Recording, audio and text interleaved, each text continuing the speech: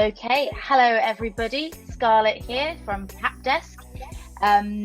Welcome to the Codifying Culture and Safeguarding It as You Scale webinar. This is co-hosted by Capdesk and Cooper Parry, who I will tell you a little bit about before we get started. So, like I said, I'm Scarlett, I'm content lead at Capdesk. I will be moderating this morning's event.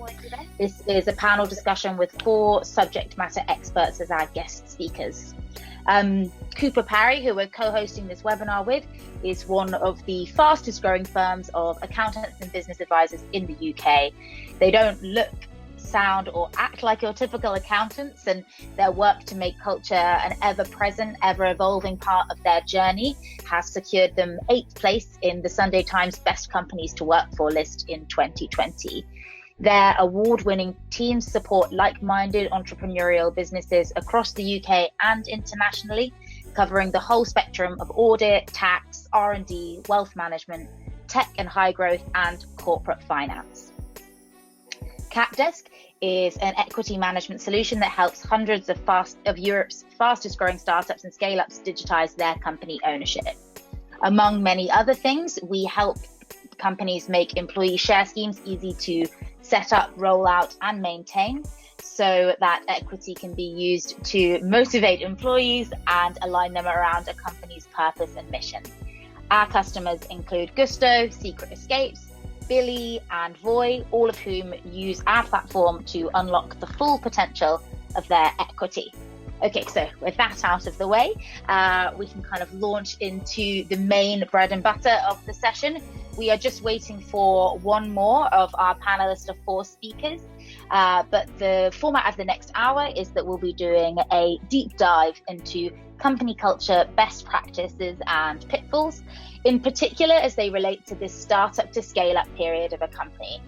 As the previous Cooper Parry and Capdesk website webinar also explored, this stage of growth brings a host of new challenges that crop up specifically as you take a company from, say, a few dozen employees to upwards of 100. You might in that period be revising your teams and your org structures, organizing and answering to completely new kinds of investors, and implementing robust processes that see your company through long-term growth. As you would expect, a company's culture is under intense pressure in this period because hiring quickly, moving people into management positions, going from everyone in your team knowing each other to having 100 colleagues, all of these things can be make or break moments for companies' culture. And if it sounds like this is a predicament that you're facing right now or something that your company might be on your way towards, you are most certainly in the right place this morning. Like I said, we've assembled 4 expert guest speakers for this event who I would love to have introduce themselves now. We'll kick off with Nico, if you want to just give a little bit of a background about yourself. Hello. Sorry, I was literally 2 minutes late and obviously struggling to find the link because there's always that one guy. That was me. So hey, I'm Nico. I'm French. I'm based in Copenhagen. I am the CEO and co-founder of Platypus, which is a HR tech tool to, surprise, look at the culture of an organization and understand what are the cultural drivers of an organization so that you can use it for talent management, talent attraction, and talent retention. In a previous life, before Platypus, I was the director of recruitment at Pecan. I was chief people officer at Revolut. I was the head of TA at Unity Technology and director of recruitment of Trustpilot. That's over the last 10 years. So I've experienced a lot what you just described, the massive growth, change of culture, and having to build new offices and look at what is our culture today and what do we want to bring in. Fantastic, thank you. Bretton, would you like to introduce yourself? Yes, hi, thanks Scarlett. Hi everybody, my name's Brett. I am the CEO of a company called Culture Gene. We help companies define, embed and manage their culture. We've got a software platform where we take companies along the journey of working out what their culture is and working out how to make it real and visible and conscious and tangible. Typically, we work with high growth, early stage VC backed companies, scaling from as low as 20, 25 up to 100 and doing it very quickly. I've written 2 books on the subject. Culture Decks Decoded is the first one and Own Your Culture is the second. And prior to Culture Gene, I worked as an executive search consultant, helping companies build out their executive leadership teams around the world. Fantastic, thank you. And Stefan, would you like to introduce yourself?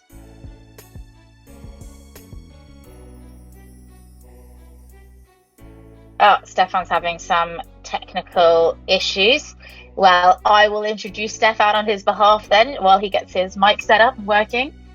I mean, it's not a real webinar if it doesn't crash at some point. Exactly. You got to experience it. Like, it's the real stuff, right? It's live. Exactly. This isn't pre-recorded. You can tell because one of our panelists hasn't even made it in yet. So, Stefan, issues with his microphone for now. So while he's getting that sorted out, Stefan is the senior legal counsel at Billy, a German fintech startup. Billy is a customer of Capdesk, and in his role as senior legal counsel, one of the things that Stefan is responsible for is the administration of their option plan or their share plan, which actually in Germany is a phantom share plan. But I am sure he will tell us a bit more about that and how that works in terms of safeguarding or promoting the buy-in to the company's culture as we go through the session. And our fourth panelist, who will be joining us shortly, I am sure, is Sam Thompson, who is the COO and co-founder of ULife, which is an insurance company which helps transform insurance from a kind of dry, necessary background check to something that can really work to inspire and motivate your employees and help them live healthier, more rewarding lives in and outside of work. So, thanks to everybody for being here. Hopefully we'll iron out some of these kinks, but in the meantime, we'll probably get Nico and Breton to share most of their ideas. Before we jump in, I definitely have to acknowledge a diversity shortcoming on the part of Capdesk and Cooper Parry in assembling a panel of 4 white male guest speakers for a discussion of culture. I'm certainly putting my hands up here and saying that was a huge oversight, but ultimately, we decided that we would rather push ahead than cancel any of these excellent speakers, each of whom has a really different background and different experiences to bring to the table. I am very sure that we'll hear plenty of diversity of thought over the next 45 minutes, which should make for an interesting conversation. Hi, Stefan. Now I can hear you, finally. He's in the room. Hi, Stefan. I introduced you on your behalf. Is anything you'd like to add, though? Well, I guess you only said good things, so I think we're good to go. But thanks for taking the word.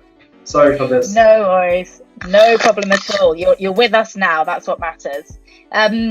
So yes, we'll have kind of the next 40 minutes as a discussion of kind of 4 key topics that I'll jump into shortly, and then we'll reserve 15 minutes at the end for Q&A, but do feel free to submit any questions as we go as they relate to the things that we're discussing. So firstly, understanding culture. What I would love to hear from our speakers is how a business goes about the exercise of doing this, and why is it such a worthwhile undertaking.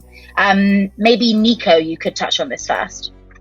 Yeah, and I think we're hopefully gonna have some disagreement. I think Breton and I probably have some I would assume that we talk about the same thing with a different language, but my perception or the way I look at culture broadly in an organization is that I very much separate the corporate values, what the organization wants to stand for as an organization, and it's very much, in my view, defined by top management. I see it as a very autocratic way of this is us, this is what we stand for, and I look at culture as a very democratic version of every single person has an impact on the culture of an organization, and they bring their own values to the culture of an organization. One doesn't mean the other one is not important. Corporate values are extremely important if driven the right way. If not, it's a shit show and people are disengaged, right? But I do believe that every single person in an organization has the impact on the culture of the organization with what is important to them. We strongly believe that if you have enough people in an organization that value work-life balance, that either becomes the culture of your company or you lose your people. But you need to understand what drives that internal culture. And the perfect final example I always use for this, because, I'm French and I love French examples, is liberté, égalité, fraternité. Beautiful, French words that are great corporate values, absolutely not the words you would describe the French culture with. We would probably use like strike, complaining, wine, and cigarette. And that's because corporate values are extremely important. The people, in my view, are the culture of an organization. Right, fantastic. And Breton, does that align or diverge from your understanding of why it's important to dissect a company's culture? So I guess it does align to a certain degree, but it disaligns with others. I don't think values always have to be top down, and actually they shouldn't be top down. I think the best companies have values that are defined by the organization, and they will keep on top of them and notice if those if the culture is changing, if they need to adapt their values over time, because the culture that you're building when you're a 10-person team is different to 50, is different to 100, is different to 1,000, and so the best values are consistent and stay the same for long periods of time, but they don't always do that. The way I like to describe company culture is the way we do things around here. So this does sort of feed into Nico's point about that everybody brings it to the table. But I do think that there are fundamental values and behaviors associated with those values that allow for people to understand how to work, how we do things around here, and how we should do things around here, and possibly what we shouldn't be doing around here. So kind of I overlap with Nico, but not all the way. Good. So that brings up an interesting kind of point that I was thinking about as Nico was first talking, and that's, what if there's a discrepancy between what your culture is and what you would like it to be? Is the thing then to codify where we are right now, or is it to talk about culture in terms of where we want to be? Should you, when you define your culture, should you be aspirational or should you be realistic with it? Maybe Sam, you could speak to that. Sort of apologise for my computer blue screening the moment I was supposed to join, but I actually really believe in that aspirational side of things. Culture, you can't paint a picture that's a million miles away from where you are now.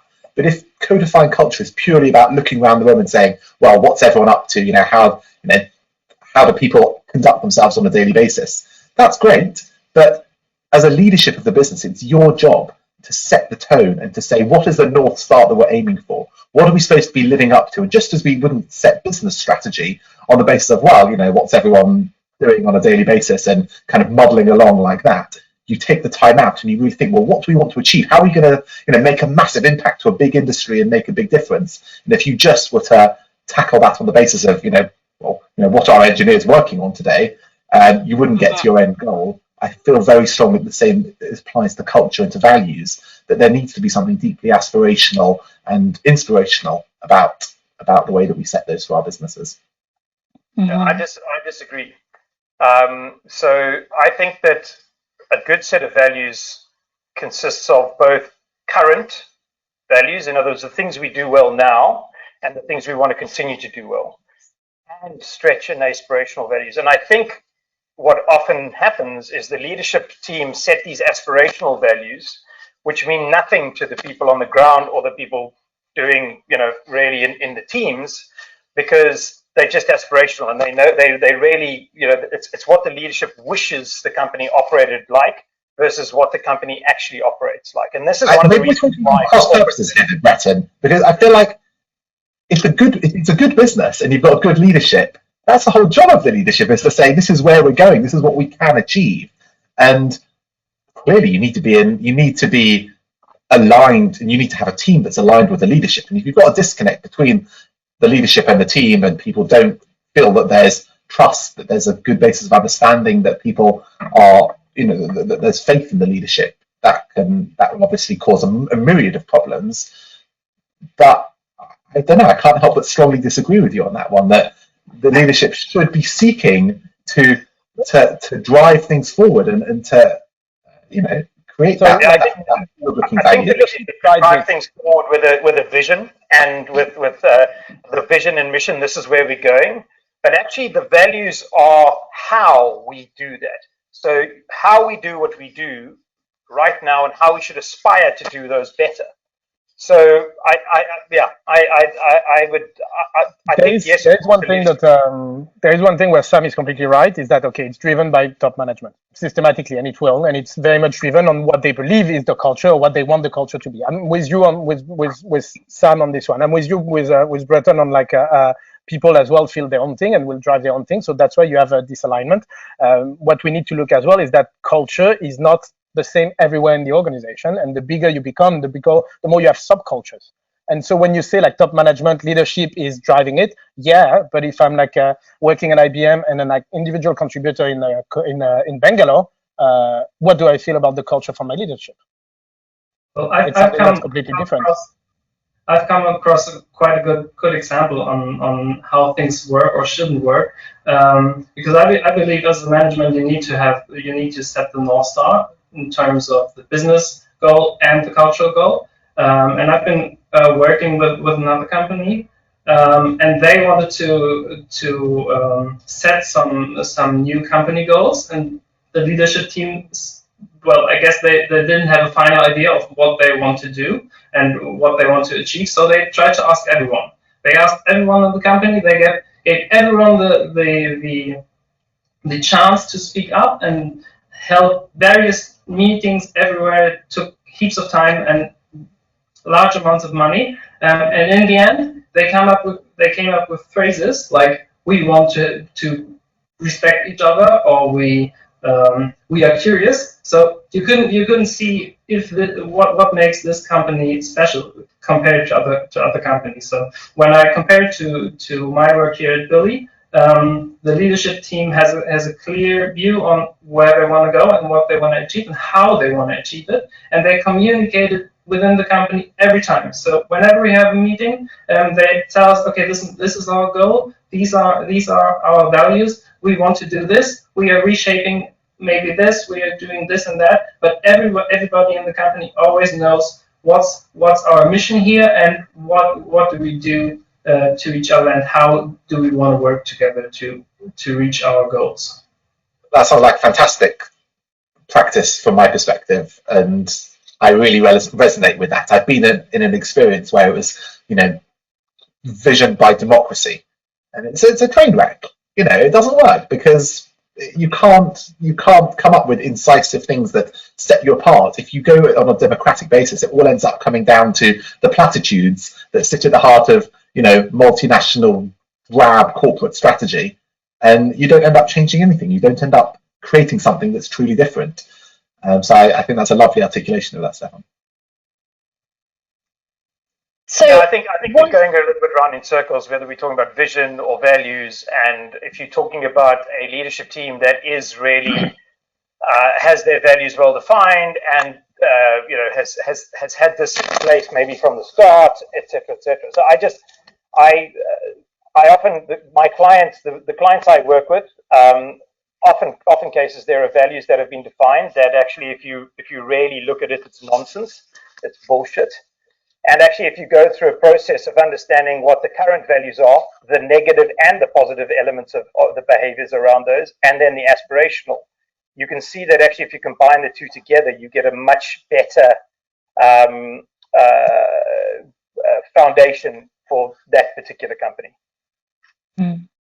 One thing that we have tried to do at Capdesk in recently defining our values is not necessarily, try and avoid being really dictatorial. We did, in fact, survey the organization, but then from there, rather than choosing the things that were common in every single response, we looked at the themes and then we consulted with the leadership team to understand whether those resonated with how they wanted the organization to behave. And the way that I have kind of explained it when I've talked to the team about the cultural values since is that our culture is a byproduct of people behaving in these ways. So it doesn't look the same. So one of our values, for example, is empowerment. That doesn't look the same in every single person, but if everybody behaves with these kind of underlying principles in mind, then we should still have a team of people that is able to behave as individuals and is able to contribute as individuals, but is aligned in terms of the overarching process and what underpins that. Because one thing that I often worry about when I think about people undertaking these huge exercises in defining their culture is that it is going to be a limiting exercise, or it's going to make people feel like there is a wrong way to behave, or people are going to come away from those kind of big reveals feeling that if they don't see themselves in the culture, then maybe they shouldn't see themselves in the organization. I was wondering, Nico, I know that obviously Platypus undertakes big sort of cultural DNA setting activities for its clients. What are the big risks, I guess, particularly in this startup to scale up phase, when you probably do have quite a lot of risk of staff churn because the organization is changing before their very eyes? How do you make sure that sort of launching or codifying culture doesn't alienate people? But it will. I mean, like generally, the moment you put something written in stone, it is written in stone and it's static. And like you just said, culture is not static and it changes all the time. You hire somebody, your culture is changing. Somebody leaves, your culture is changing. You promote somebody, your culture is changing because you change the impact a certain person is going to have on certain things. So again, I think like what we said with Breton, we're talking about the same stuff, not using the same words, but if we say the corporate values or like aspirational or like what we want to do, the written in stone, this is who we are, like the stuff you put on your LinkedIn and on your website and everything. You know, when companies put integrity and you want to ask, well, if you have to put integrity on the website, there's probably something wrong with your organization in the first place. But let's just assume they are genuine, nice words that people actually care about. This is super important because it's the code of conduct of what, like you said, empowerment, what we want to be, how do we want to conduct ourselves within the organization. But I'm a big believer that you have subcultures everywhere. And those subcultures are very much driven by what is core to the people. And it will be different per location, per department. It will be different per gender. You will have subcultures of everything. And you need this data. And you need to understand what is driving those subcultures. And is that aligned or not with my corporate values? And if it's not aligned, again, I use a very French example, you got the yellow vest. You got people that feel completely disengaged with what you're supposed to represent or the environment and revolution. Of course, I'm French. I have to drop the word revolution at some point during the webinar. But that's the whole idea. Yeah, that's the whole idea. So accept that it's changing all the time. Accept that the exercise that you're doing is literally giving you a Polaroid picture of where you are right now, but that is already tomorrow, not the reality of it. Right, absolutely. So I want to move on to ownership of culture as our kind of second talking point, not necessarily when it comes to codifying it, because I think that we've talked or we've covered nicely, you know, what's the leadership role, what's the role of the employees in that, but in kind of promoting, talking about it, surveying, kind of maintaining it, is this something that you see as belonging to HR, for example? Is it the job of the founder? People always talk about culture being set from the top down. I was wondering if it was so easy to assign an owner for company culture or somebody responsible for it, where might you place that? Stefan, maybe you could tell us a bit about how it works at Billy, to your view. Yeah. I think if you try to assign it to only one person or one department, then there is a danger of this the whole culture losing some of its power. So here at Billy, we of course the original values come from the management, and the management is in charge of maintaining the culture and like resetting the culture if need be. But then, of course, they're supported by HR, who do all the surveys. We have extensive survey and review feedbacks to make sure that we give appropriate feedback, and especially feedback that is in line with our values, so that we don't just look at our professional goals, but also look at how do we achieve these goals and how do we achieve these goals together with our colleagues. And then, of course, it's somehow the responsibility of each and every employee here, because with Billy, every employee gets a stake in the company, at least when it comes to phantom shares. So we kind of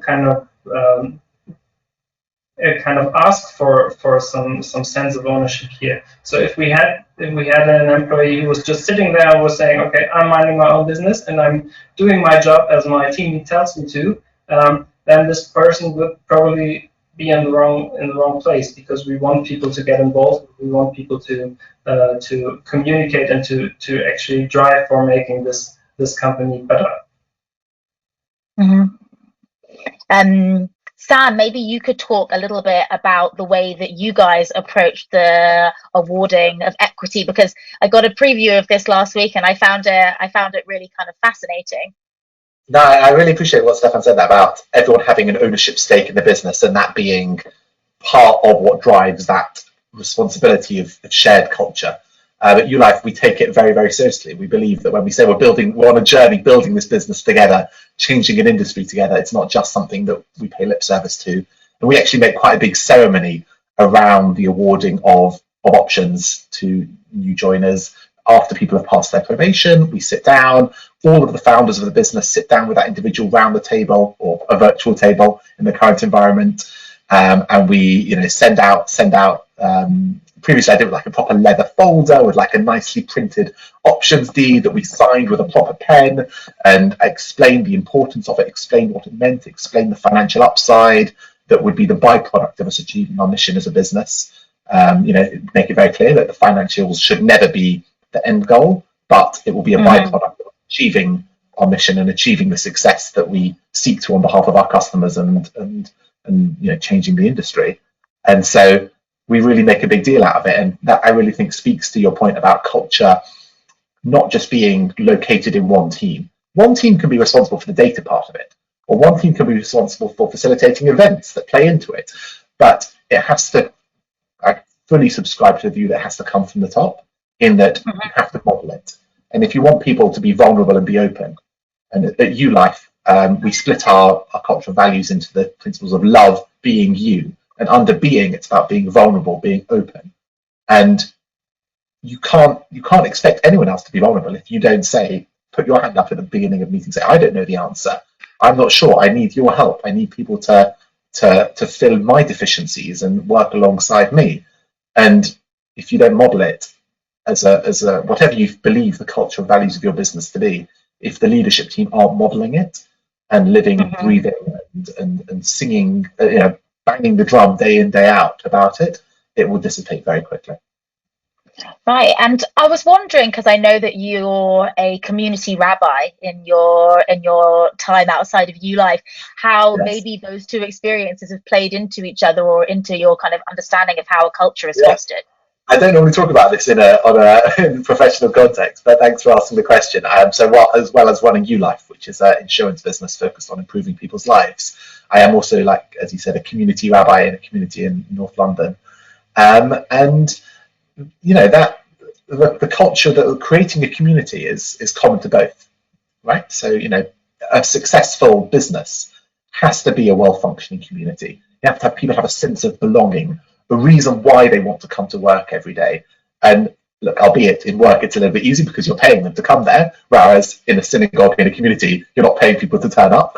And so, but fostering that feeling of people wanting to be in the building or the virtual building, wanting to be part of it, aligned with the big mission, aligned with the ideals and values of the organization, is central to both roles. And I feel like they cross-fertilize, for me at least, quite a lot. I learn about how to improve my community, my sort of religious community, from the work that we're doing at ULife and the intensity of the challenges that come up in a fast-paced startup. But then vice versa, because some of the challenges that you deal with as a community rabbi, people passing away, life cycle events, some of the real those moments of vulnerability and human empathy in life that you get a lot of exposure to in a pastoral sense, I think hopefully infuse the work that ULife as an organization does, and how we carry ourselves as a business, but also how we carry ourselves internally and seek to support one another, through the journey that life has been putting our way, and especially over the last year, that's been more pertinent than ever. Right. So we've talked. Nobody can go after this. What he said is so powerful. Genuinely, I know. You should have had a mic and go boom, done. End of the webinar. That's it.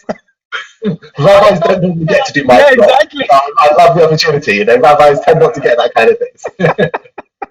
We'll ship you one for the next webinar, so you're primed and ready. No, Nico, I thought you were poised to say something, but clearly possibly bowed down in the wake of Not that. after this. Like, drop me Performance. like an easy question or something. That, like, no, but Okay, it's I have a powerful that it's. question for you. Oh yeah, do you? Yeah. So one of the things that we were just talking about, obviously, was equity and the awarding of equity as being a really good opportunity to sort of say thank you, reinforce the alignment between the employee and the business. And that's probably something that slips through the cracks when it's either heavily automated or it's owned exclusively by the HR team. Or it's just kind of seen as another admin task. And I was wondering whether, in your view, or maybe in your direct experience, there are other opportunities within a company and within the relationship between the employer and the employee to make something a culturally significant moment that people maybe don't necessarily think of right now or automatically. So I really like, again, Sam, congrats. I really like the way you guys do it in your organization. No, genuinely, I think it's like the sitting down, the you belong here now, and you're part of this, and the explaining the why and everything. That's super powerful.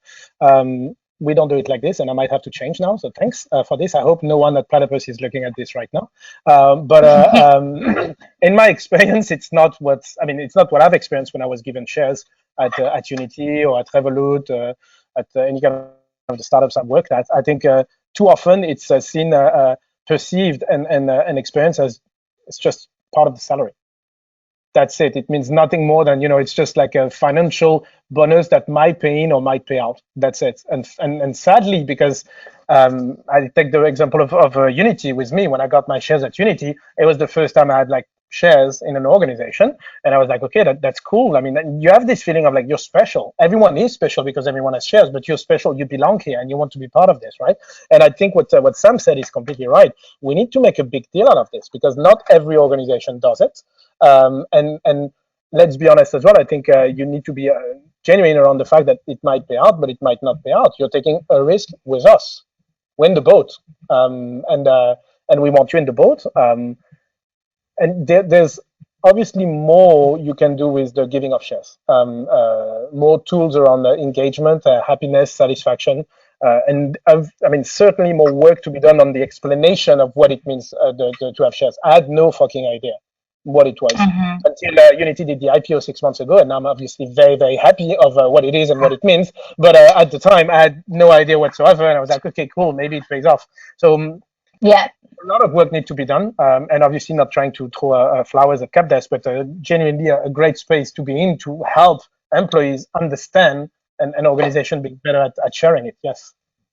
I think that's one thing that we see a lot, particularly in Europe compared to the American workforce, this sort of immaturity in understanding how shares work, just because there are so few reference points compared to America, where people who work in these kind of startup, fast growth businesses or have, spent their career in somewhere like San Francisco's tech hub, the market there is more advanced. There have been more waves of IPOs and of companies going public that people can see, even if it's not their direct experience, they can see amongst their peer groups these share schemes turning into a tangible benefit. And there just isn't that kind of wealth of data or kind of experience amongst people's networks in Europe right now to get a similar sort of understanding. But we're moving towards it. Nico, obviously, now you've directly experienced it yourself. Very happy for you. Very glad to hear that. You're like, that will have a ripple effect. So that's coming now, but certainly Capdesk sees it as part of our mission to help with that education part as well, because it's all good and well administrating the share schemes, making that much easier for the companies, but the real value in giving equity to employees is what it means to them while it's appreciating in value, not just that end result, and so making that journey worthwhile as well. Okay, so one of the things that we wanted to talk about in this webinar, thinking about particularly a company scaling through a period like we're in now, where everybody is remote, is the role that technology plays in helping people stay connected. Because workers, well, depending on where you are in the world, workers are pretty much more distanced from each other than ever before. And I would love to hear what you guys have done or what you have seen in mimicking those in-office culture fostering moments. I'm not sure, Breton, if you can speak to this from your perspective. Yeah, so I've started building some software, fortunately started building some software that replicates my process about 18 months ago. And I was approached by 2 remote companies to help them and realized that my in-person process wasn't going to work, so I started building some software. As part of that, I started studying what it was that companies like GitLab, Zapier, TopTel, Hotjar, Buffer, Automatic, and other fully remote companies do and do well. And I found that there are 9 best practices that companies do well, and just a couple of them are processing the company, documentation, social connection, trust-based leadership, outcomes-based, results-based leadership. Remote recruitment is done differently, and onboarding is done differently around this. But I found working with my clients now that companies are really struggling with the social connection element and with the culture element of this, because we relied too heavily on the office environment. And almost as leaders, we could be lazy because the office did it for us. The office allowed the communication, the social interaction to happen easier. And we're also now getting quite burnt out by all of this Zoom fatigue and spending time staring at these screens and not getting any decompression time or break time. So what I'm actually finding is that digitally, companies are actually falling off a cliff when it comes to their teams wanting to connect socially via video. And the best companies are doing different things. So one of the companies I work with does an 8:45 walk, where they're not staring at the whole company gets up. It's a small company of 15 people, but they're up at 8:45 and they go for a walk around the block, just talking and chatting. How's it going? What's up? What do I see? Take a photograph, share it with the group, etc. And I think people are trying to do things that don't replicate what happened in the office environment, because everybody thinks, well, that's not as good as the office environment. So the best companies, in my opinion, are doing things that are slightly different, as well as replicating what did work well where they can. Mm-hmm. Has anybody else? Sam, what have you been implementing at ULife, for example? Thanks for asking. It's like a massive challenge. Obviously, it's something that we take very seriously, is trying to create an atmosphere that people are happy to be a part of and excited to be a part of. And there's a couple of things that we've instituted and a couple of things that have organically sprung up. And the things we've instituted is that we have 2 full company all-hands meetings every single week. So we have a Monday morning all-hands meeting. Every person logs in, and it's also recorded for people on different time zones. And that's where Sammy, who's my co-founder and is the CEO, gives more of it's less of a business update. It's more of like an inspirational talk, basically, like talking about something he's read recently, something that relates to what's going on in the insurance industry, something about well-being, about how we're improving people's lives, about how talking about empathy, or a concept and a topic that it's more of just like a kick-off to the week and just sets the tone, something for people to get interested in and excited about and come together to share an experience. And then we also have our all-hands meeting at 5 at the end of the week on a Thursday. And all of the shout-outs that we used to do in the office, so people submit them anonymously, we put them all on slides, we add funny gifs to them. I basically lose all sense of self-dignity and act as basically a game show host. Not that game show hosts don't have dignity, but I really over egg the energy levels to congratulating people on different achievements. Different teams give 5-minute updates as to work that they've been doing. It might be product demo, it might be new client, whatever it might be. And then we've also sort of knowing me, knowing you. So our business is ULife. So knowing me, knowing you, a different person each week gives a 5-minute presentation about themselves, and we're literally trying to keep it to 5 minutes, but about their family, a day in the life, and one side, you didn't know that. So like one person who's literally like a pro dirt biker. No one knew they were a pro dirt biker like 10 years ago. Really cool stuff. You find out all sorts of interesting things. And so we do that. And then things that have sprung up organically is we've got a bunch of different groups around the company. It started book club, and walking club is very important. A cycling, the Zwift community that's built, and you know, those kind of virtually at least creating that sense of togetherness, that sense of connectivity and interpersonal relationship, which good work has to sit on the back of trust and knowledge of the other. So for what it's worth, those are some of the things that we're doing that seem to resonate and seem to be allowing us to continue to grow whilst keeping that culture that's so important to us. Yeah, absolutely. Stefan, any tools, for example, that you've adopted at Billy over the course of the last year? Well, quite similar to what Sam just mentioned. We experienced the same difficulties, and especially when it comes to onboarding new joiners and giving them quite a virtual tour throughout the company. It's quite complicated. So we do basically the same as Sam said. We have Monday morning all hands where Matthias, one of our managing directors, tells us about what's going to happen, to just like mimic floor talk, so to say. We have a sales story of the week, so sales can tell everyone what they have achieved in the last 7 days. And then we try to especially establish formats where people can talk about something not work related. So, for example, I'm just missing out right now on our lunch talks, where one employee just tells us about the thing or a topic she is particularly interested in. So last week, for example, or was it last week?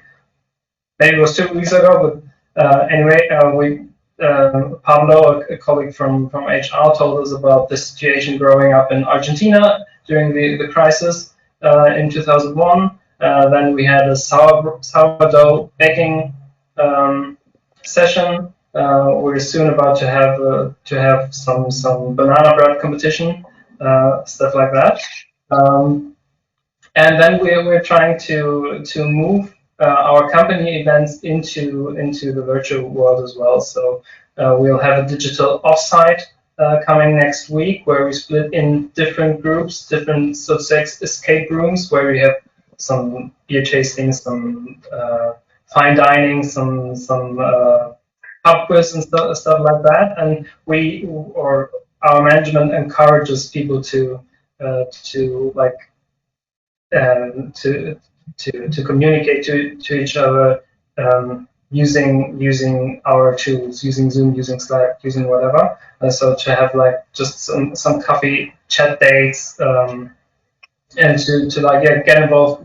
We're missing Zoom classes right now.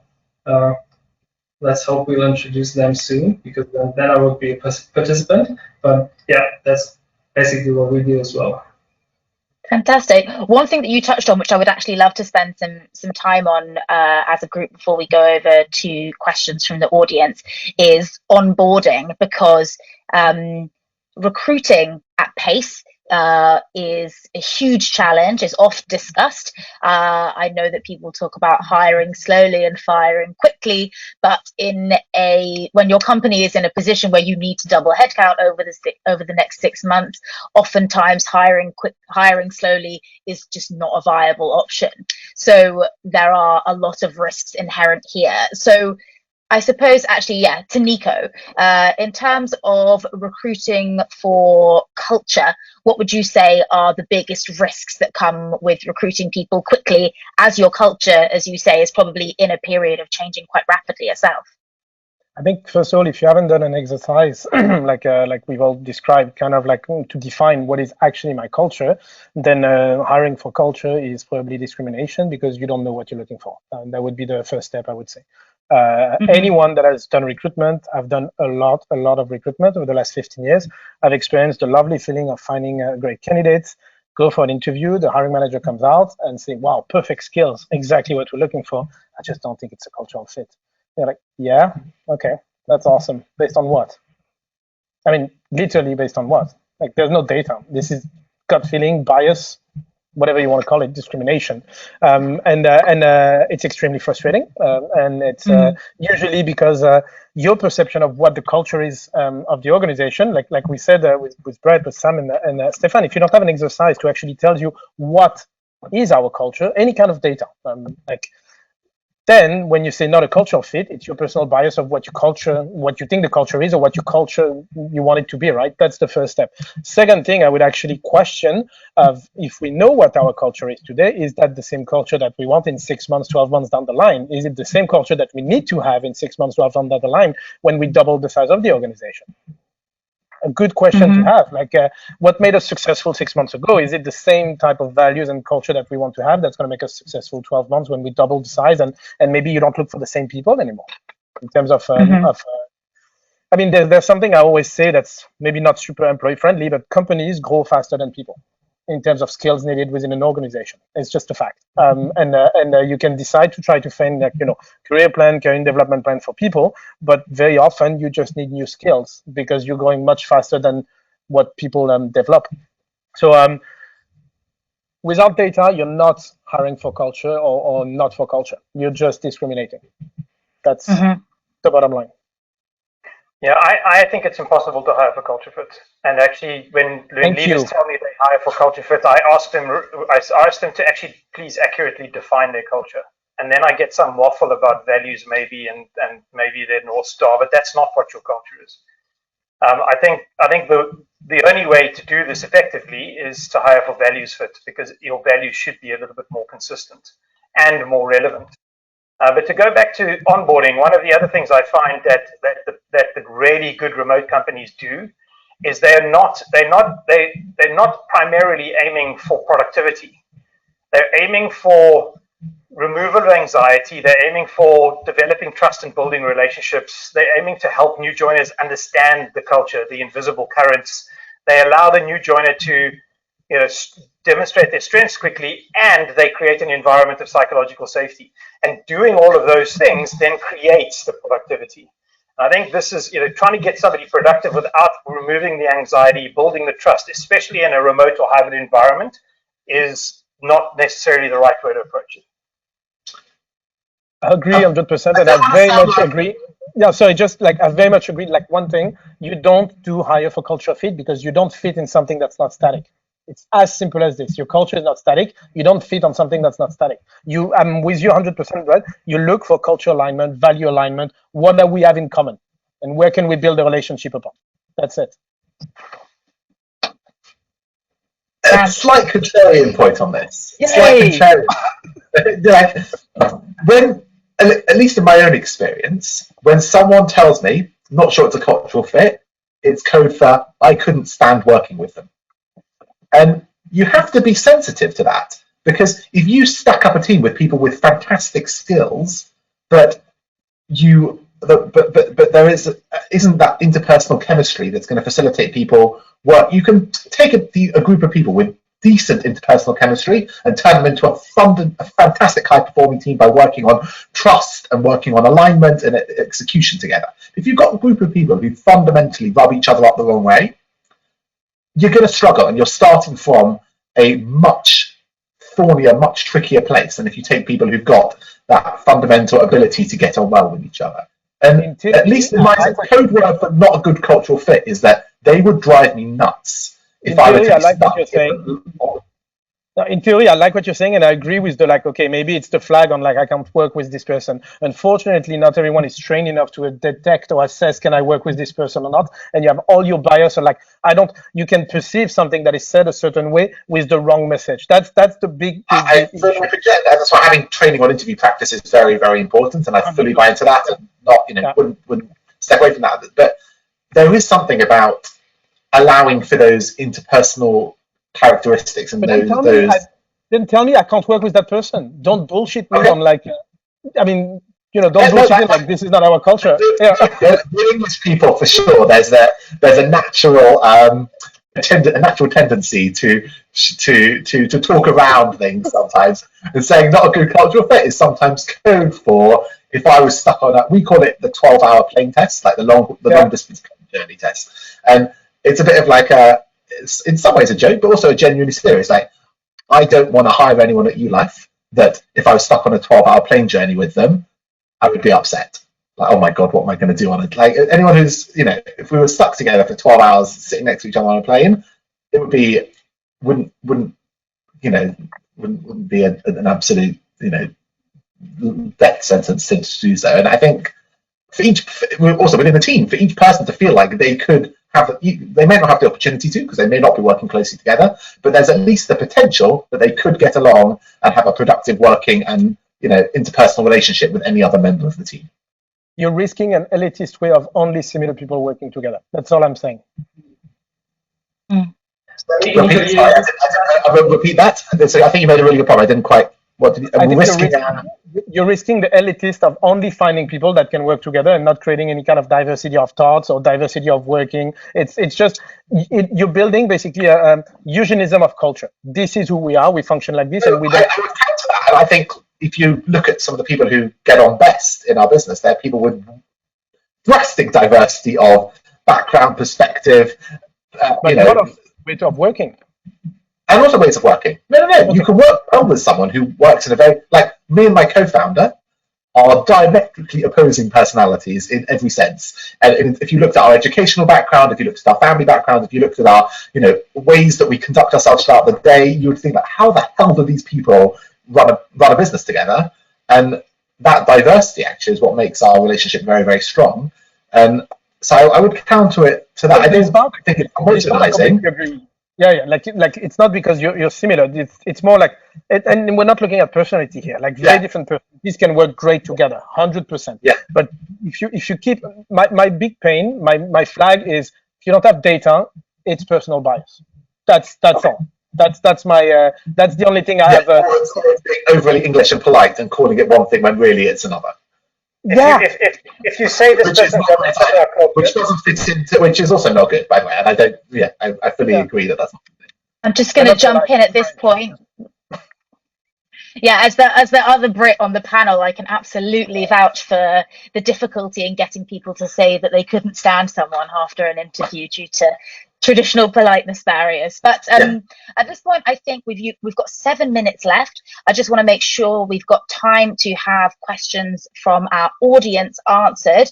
I might hand over to Steve, who is our co-presenter from Cooper Parry, if he wants to let us know about any questions that have come in from the audience. Yeah, we've got a couple of questions. You guys can hear me okay? Yeah, great. Okay, so great debate so far, fantastic. But we have got a question from Liga. It's quite a lengthy one. I'll try not to ruin it. But what is your take on company culture that celebrates birthdays of an employee by actually allocating budget to the birthday gift? I'm yet to hear a company that is practicing this. Most of the time, the employees organise this themselves, pitching together for gifts.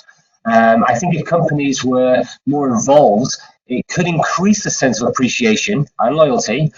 Is that something that can be plausible for small, medium companies? Big corporations, obviously, out there as a group. So who'd like to go with that? I think recognition of birthdays is surprisingly important to me, but actually people in companies love it. And also recognition of their 1 or 2 or 3 year anniversary, whatever it is. I think it's just a company decision whether you put some money towards it or not, and how much you put in towards it. I don't think it makes that much of a difference. The whole thing about reward and recognition is reward is expected, recognition is a surprise, and recognition is not expected. And so some companies, it's almost a reward against the birthday, which personally, if it was my company, I wouldn't do. But that's an individual company situation, I think. But I think when it comes to birthday presents, this should be something that comes originally from within the team. So as a company, you could well pitch in and give some money or allocate some budget. But if you somehow start forcing people to look for presents for their teammates, whom they might even dislike, then I think this whole sense of giving a present and showing some gratitude and some respect, and then this whole thing vanishes and it becomes just a task that you have to do, and then people will see, okay, I got this present, I got that present, or they don't like me. So I think it's difficult if it doesn't come from within the team. It sounds like a kind of tactical question. Tactically, is this a particular initiative I should or shouldn't do? In all honesty, it kind of depends on each team. But I think having that idea of the strategy of making people happy, you want to surprise and delight your customers. You also want to surprise and delight your employees, because that's the kind of thing that makes people feel good. And if the way that you do it of surprising and delighting people is by making sure that a big box of Ferrero Rocher turns up on their doorstep on their birthday, no one's going to complain, I'm sure. But someone who's lactose intolerant will send you an angry email. And if you want to, then you just find the right tactics that work. But having that strategy of delighting and making your employees smile every now and then is I think it's a great idea. Whoever asked that question. We did something similar when we launched our latest product. Everyone who was involved in getting this product done, or getting it live, just got out of nowhere present with some sweets and some sparkling wine and stuff like that, and this is because nobody expected it, because it wasn't communicated beforehand. Then it came as a surprise, and everyone was happy. These little things work quite well, I'd say. Fantastic. Thanks, guys. Steve, as we've got just a few minutes left now, do you want to pose another question or two? Yeah, okay, one more question. Thank you, Liga, for that last question. I hope that answered. We have a question for Brett. What action can you take when, as a founder team, you have culturally lost your way in other parts of the business, primarily due to the speed of growth and mishiring? And that was from Steve Lees. Thanks, Steve. So the way I look at this is you're driving a Ferrari, and you're probably going at 70 kilometers an hour, but the Ferrari can go 300. And if you go to 180 or 200, one of the wheels that's loose, you can feel the wheels loose, is probably going to come off. So you've got two options. Option one is slow the car down, stop it, and tighten the wheel, and then move forward again as quickly as you can. The other one, I don't know if you've seen this, but there is a video of some guys in Dubai where they literally lift the car up on two wheels. They're driving like that, and they actually change. They do a wheel change of the two tires while the car's in motion, driving on two wheels. It's a dangerous exercise, but it can be done. So I think if you can slow down a little bit and just take a breath and work out exactly how toxic the environment is in those groups or that group, what you need to do with that group to turn it around, then that's the lowest risk element. But if you think you can carry on going at that speed and lift the car up on two wheels and change the wheels, it depends on the leadership's ability. But I do think you've got to, if you have toxicity anywhere in the environment, you've got to remove it. Otherwise, it just ultimately poisons the system. Fantastic. Okay, then. Well, that brings us really perfectly in time with the end of our hour-long session. So I guess all that remains at this point is to say a huge thank you to all of our panelists. Despite some technical issues at the beginning, we're all here, everyone's mics are working, and got to hear really, really interesting perspectives and experiences and backgrounds from all of you. So thank you once again. And of course, thank you to all of our attendees. We'll be following up with a recording of this, and there'll be a write-up going out to anyone who's registered. So stay tuned for that. And of course, if you have any kind of outstanding questions at this point, please feel free to get in touch with the organisers, and we'll see what we can do to help get those answered. Okay, great. I think that's it for now. Thanks, everybody, and enjoy the rest of your days.